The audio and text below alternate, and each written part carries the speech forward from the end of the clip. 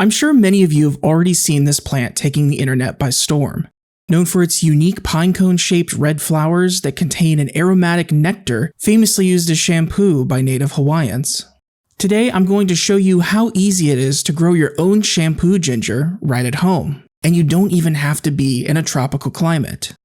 Just like all the other members of the ginger and turmeric family, shampoo ginger spreads and can be reproduced via rhizome, a network of tight-knit roots covered in nodes that sprout into stalks and flowers as they travel underground. When first seeking out this plant, you may be confused as they are almost never sold with leaves. Sellers typically will either send fresh or dried rhizomes, both of which are viable and will grow just fine. Now, depending on the plant your rhizomes originate from, they can be all different shapes and sizes, as well as colors ranging from brown to white. If your goal is to spread the plants out, you can easily divide the larger rhizomes by cutting the skinny regions between the nodes. This will in no way damage the rhizome and typically results in a 100% viability rate after splitting. Leaving rhizomes undivided will result in a larger cluster of leaf stems and flowers the first year, but the plants develop quickly even after division. Shampoo ginger luckily is not even the slightest bit picky when it comes to soil nutrition and type. Here in Florida, shampoo ginger grows profusely in our acidic white sands with no complaints whatsoever. However, the introduction of some organic matter such as mulch or leaves will result in plants that grow much larger. The only true requirement is that the soil is well draining. So if you live in a region where the soil contains a lot of clay, be sure to amend with some organic matter and even some sand before sowing. In terms of light exposure, shampoo ginger is very happy being planted in areas that have partial to even deep shade, either under a tree or on the north side of your house. The plants will grow in full sun, but the leaves wilt a bit in the midday heat, causing them to grow a little bit slower. In terms of fertilizing, shampoo ginger isn't a heavy feeder when it's planted into the ground, needing almost no attention.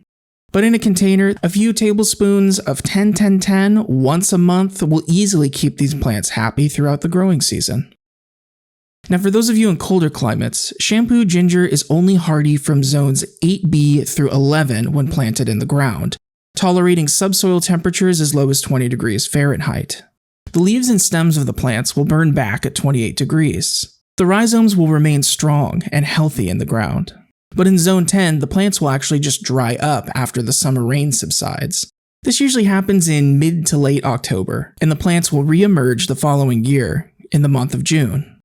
If you plan to grow in the ground in Zone 8, a deep layer of mulch is typically enough to protect the rhizomes from any unusually cold weather. And anywhere south of 8B, the plants are fully hardy.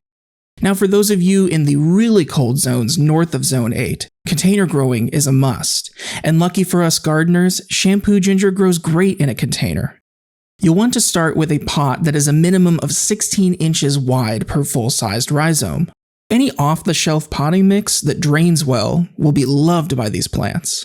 Sow the rhizomes 2 to 4 inches deep in the potting mix, with the stem bases pointing upward, then water until the medium is saturated.